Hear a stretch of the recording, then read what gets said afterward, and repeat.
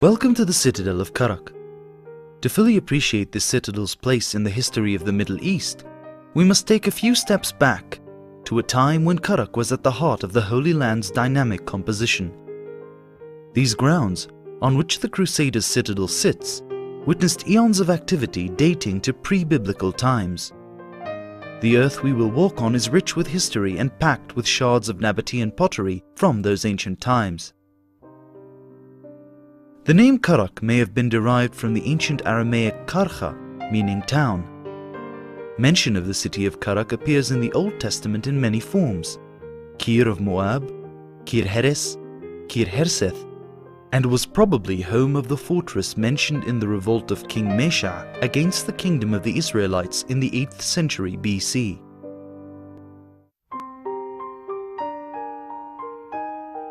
This part of the world has experienced many political changes, and Kerak was witness to them all.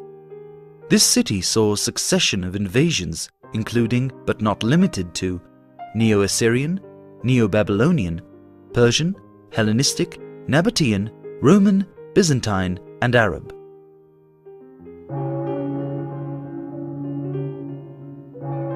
Christianity came to Kerak in the late 4th century AD, and in the 5th century AD, Kerak was the seat of a bishop and home to an important Christian shrine, the Church of Nazareth. The city appears in the floor mosaics of St. Stephen's Church at Ras, the Acropolis Church of Ma'an, and the floor mosaics in the Church of Madaba as the walled city with the name Karkomba. Islam took hold and became the prevalent religion in Kerak and the region as a whole, an area stretching east to China and west to Morocco and Spain. The citadel of Kerak was built by the Christian Franks, better known as the Crusaders, who came from Europe and occupied Jerusalem in 1099 and built many fortifications in this area. Kerak the city was known then as Krak, or Petra Deserti, as in the Rock of the Desert. Payon le Boutillier, also known as the butler and the cupbearer, oversaw the construction of the citadel in 1139 AD, after King Fulk of Jerusalem appointed him Lord of Montreal. He was a soldier with an eye on security and defense. He was granted permission by King Fulk to build a castle in order to secure the northern end of the Dead Sea. The castle was named Kerak of Moab, and was simply referred to as Le Kerak by the Franks. This massive and imposing Crusaders' castle was within the Crusaders' string of strongholds in the area. The castles were located within a distance of a day's journey on horseback from one another. From here, it took a day to reach the city of Jerusalem, and on a clear day, one can get a glimpse of the holy city far ahead to the northwest.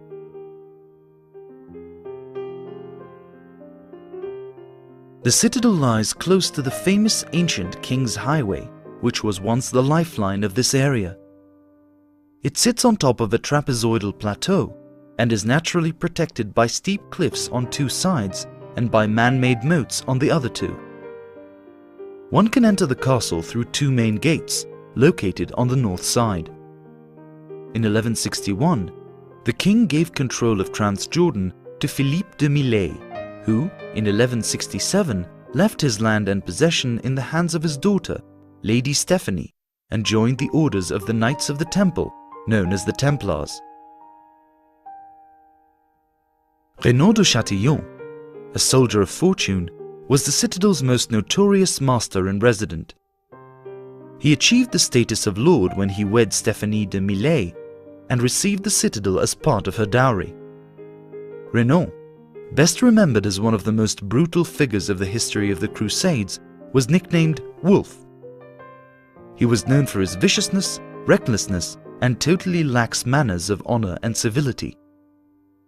Chatillon broke a truce with the Muslim leaders when he attacked and looted caravans traveling to Mecca for the Hajj, angering Salahuddin, the Ayyubid ruler at the time.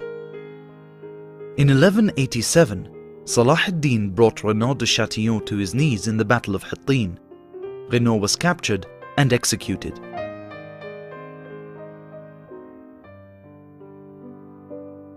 The Muslims' triumph in Hattin was followed by the seizure of many fortresses and cities and eventually brought an end to the Crusaders' war. In 1188 AD, and after a year-long siege, the citadel of Kerak surrendered to Salah ad-Din and his army. It is said that the besieged were set free by the Ayyubids for the courage and bravery they had shown. With that, the citadel fell into Muslim hands. First the Ayyubids, followed in 1262 AD by the Mamluks, who made Kerak the chief town of an administrative province, and for a brief period, it became the capital of the Mamluk state. The Mamluks were responsible for refurbishing the castle and adding the southern and western towers. One can clearly differentiate the Crusaders section of the citadel from the Muslims by observing the different type of stone used for the construction. The Muslims' architecture relied on the use of light-colored, smooth and well-crafted limestone, while the Crusaders section utilized dark, roughly cut stone. The citadel came under Ottoman sovereignty in 1517 AD, when a governor was installed in Kerak, but soon after the 16th century AD, it was back in Arab hands. Today, more than 850 years after its construction, the Kerak citadel, which was never taken by force, is empty and silent, but nonetheless still stands strong, commanding its share of respect. A witness to the architectural military genius of the Franks, this region's history, and its rich culture.